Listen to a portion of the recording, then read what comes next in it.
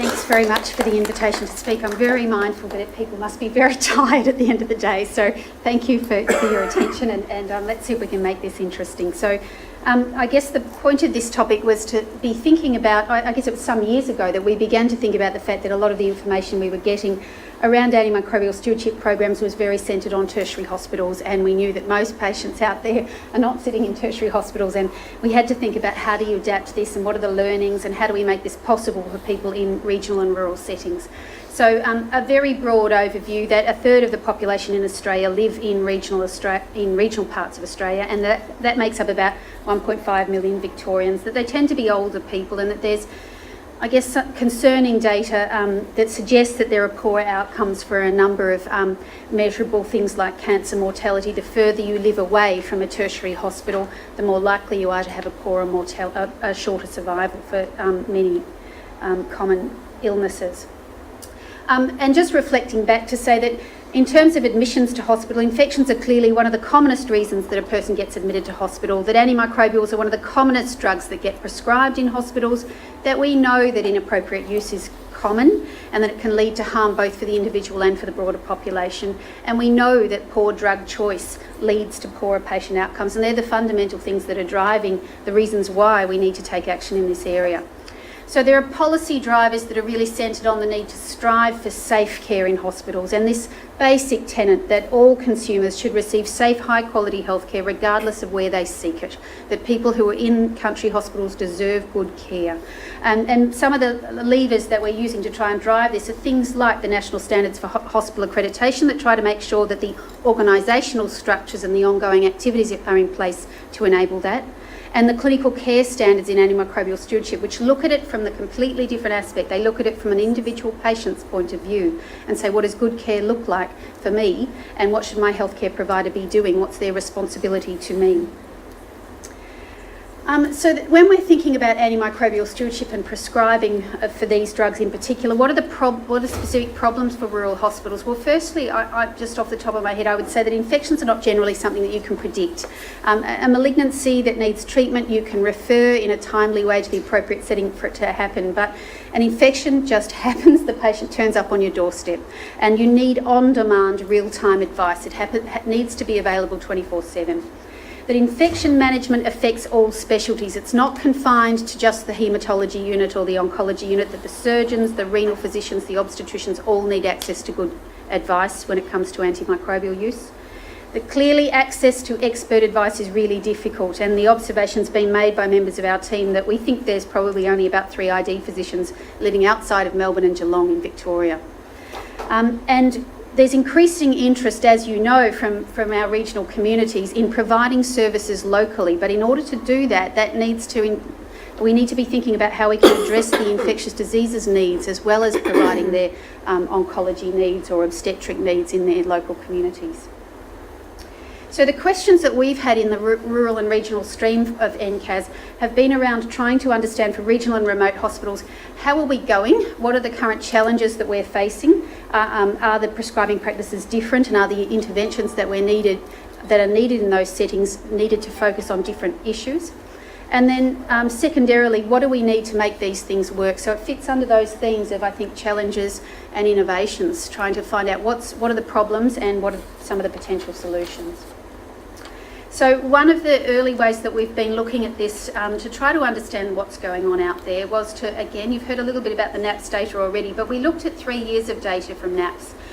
For those of you who aren't familiar, very briefly, it's a point prevalence national audit. For very small hospitals, it's done as a period prevalence audit, so they collect consecutive patients until 30 prescriptions for antibiotics are accumulated in order for them to make some sort of assessment.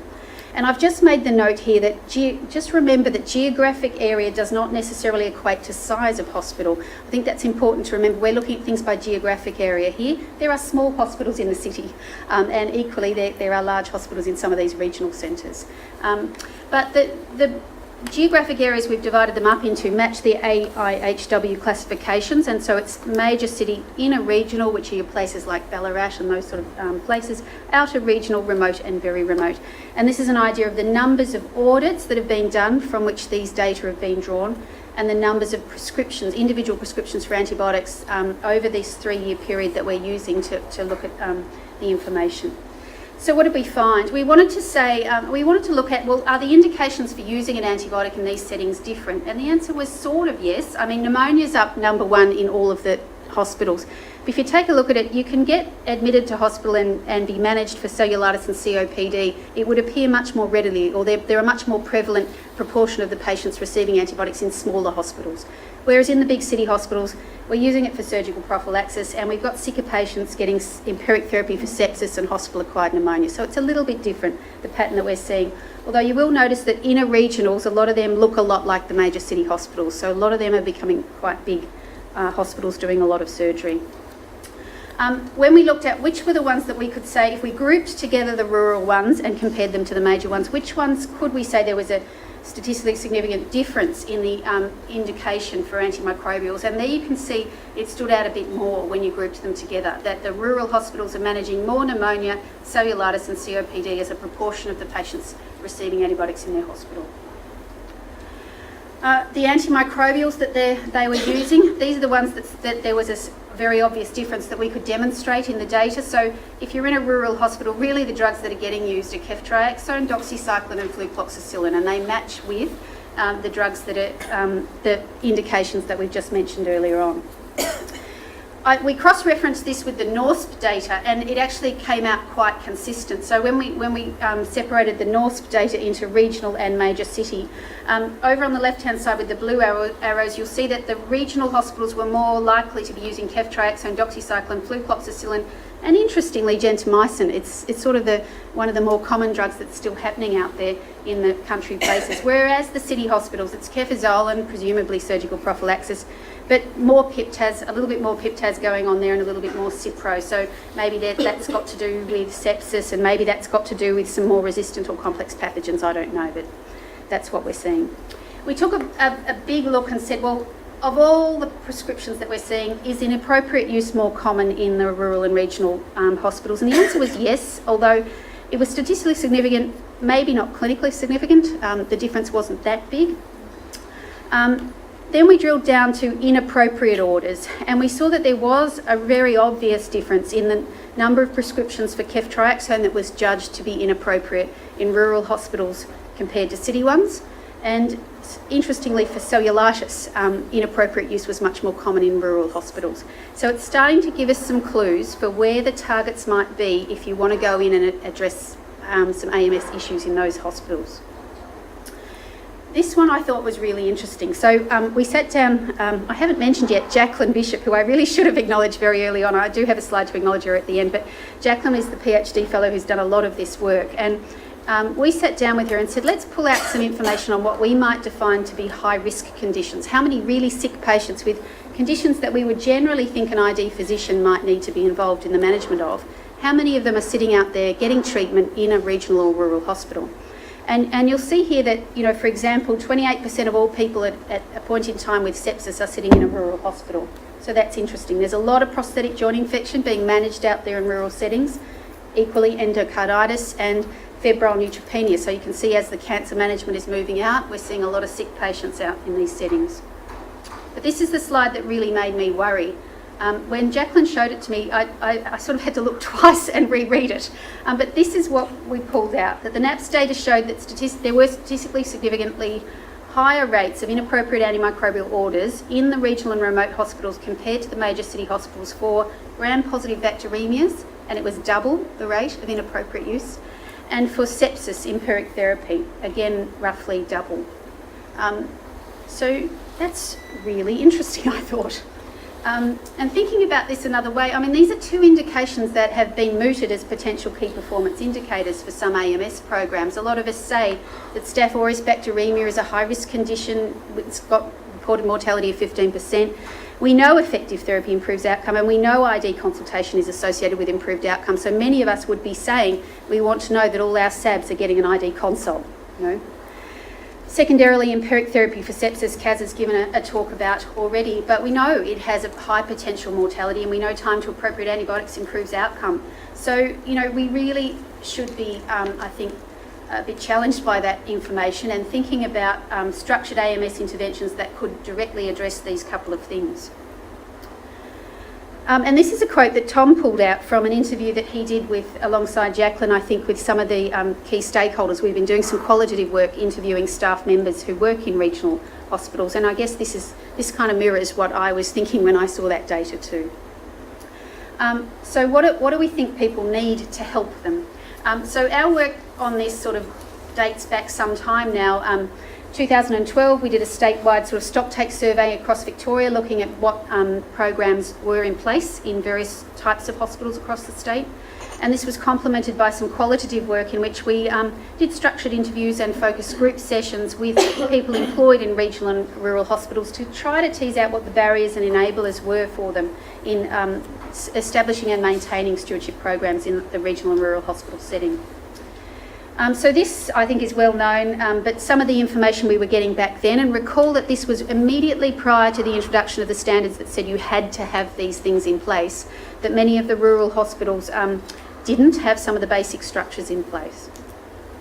When we did the qualitative work and we looked at the barriers and enablers that they were telling us about back in 2012, I've actually reflected back on this in light of the qualitative work we've been doing this year with our regional and rural healthcare staff. And there's just the same things that people are saying over and over and over. And I think we've just got to open our ears and hear a lot more, really listen to what they're telling us. They're saying that they want access to formalised ID services. They want access to formalised education and training. There is a lack of internal expertise, namely pharmacists with AMS skills. And at that time, they were commenting on, one of the other comments they made were that differing governance structures amongst the states and territories made things difficult for them. But there were enablers, and that we should acknowledge that. There was a flat hierarchical structure, there was a lot of pride in the local centre, and they felt there was good telehealth and internet access, which sounds like a very strong enabler to try and address some of the things they were commenting on. So overcoming barriers to AMS, well, the themes we got from that early work in 2012 and the themes we're getting now are very concordant. And essentially, I could drill it down to two things really, which was increasing access to expertise and increasing capacity at the local level. Access to expertise, there's many different ways this might happen, and I know many services are already utilising them. Telehealth and visiting specialists is one particular example. And increasing capacity at the local level, we've already heard a little bit about that today, but the idea that it doesn't have to be an ID physician, it doesn't have to be an AMS pharmacist. General practitioners can do this, general doctors can do it, general pharmacists can do it, nurses are perfectly appropriate to do it. If they can be supported and there is some sort of central coordination of activity to train them and educate them and provide them with resources, that would be our contention. So current models we've looked at and talked to people who work in different models to support rural AMS. We've spoken to people up in Queensland who are supported by a terrific AMS program that is statewide there. We've spoken to people in New South Wales who have this parent hospital model whereby there's formalised support for small hospitals coming from the larger hospital. There are still single local experts, and many of us know our friends and colleagues who are trying to maintain AMS programs all on their own out in the country. Telehealth support is definitely happening, and I know Tom's here and obviously supports Shepparton in that way. Visiting physician rounds, where somebody may visit and once a week go and do an AMS ward round and provide phone support thereafter. And pharmacist-led and nurse-led models are emerging. I've been out to visit places where there are nurse-led AMS programs, so they're happening. But I think the very clear thing that's evident when you do talk to these practitioners is they really feel they need support. And then there's business as usual, which is ad hoc phone support. It happens on a Friday night, I'll pick up the phone and find whoever will answer it to give me advice, which I think is not ideal. This is another quote that Jacqueline and the team pulled out, which is just from one person working in a rural hospital who said, if you had a good pharmacist and you had an expert for them to call, you'd be okay. And that kind of mirrors how I'm feeling about this too. I think the local person definitely needs help and support, and we're hearing people tell us they feel set up to fail when they're given the job of AMS without any support. That they tell us it's an isolating experience, they feel overwhelmed and sometimes actually feel unsafe about the advice they're being asked to give. The experts that they call on the other end, they actually want to know that that expert knows and understands their facility and knows and understands the capabilities. You know, what is a safe thing to ask them to look after, and when should we be shipping them out? And they need to take responsibility and follow up. The phone advice you give on a Saturday and then never hear from again is not enough. And the idea that if you give advice on a Friday, you should be phoning on the Saturday and seeing how that patient went, and checking on them on the Monday and seeing, you know, how things have evolved over time. And we've all been aware of terrible medico-legal cases, but one I was involved in was, you know, an ID registrar advised somebody they should be on gentamicin, and then no further follow-up, and 4 weeks later that patient's still on gentamicin and developing renal failure. And it's all just studiously documented as per the ID registrar's advice. So we'll get ourselves into trouble if we don't build a structure around this. So just coming toward the end, external expert support, just some thoughts about that program management is not the same as clinical advice or AMS advice. They're different things. We're all very good as clinicians in dealing with advice for an individual patient, but it's very different to help guide a whole program within a hospital over time, to be thinking about goals and performance and improvement and progress. And really is that, you know, sometimes when some of these contracts are being taken out for individual patient care, I'm concerned that many of it's not being taken out to look at the program management. Already mentioned clear lines of accountability. Relationship building and trust is key. Consistent information aids learning, so that you're not getting different recommendations from different specialists at different hospitals depending on who you phone. And a really important one, that one solo ID expert can't take everything on. They can't be expected to develop a policy on vancomycin dosing and colistin dosing, and how we manage community-acquired pneumonia, and what are we going to do about febrile neutropenia, and what about the sepsis pathway. They can't do it on their own, and I'd be running away from a contract that asked me for a job where I had to do that. It's too much. It takes lots of people to do it. So we've got to support these experts who are taking on the roles as well, would be my contention.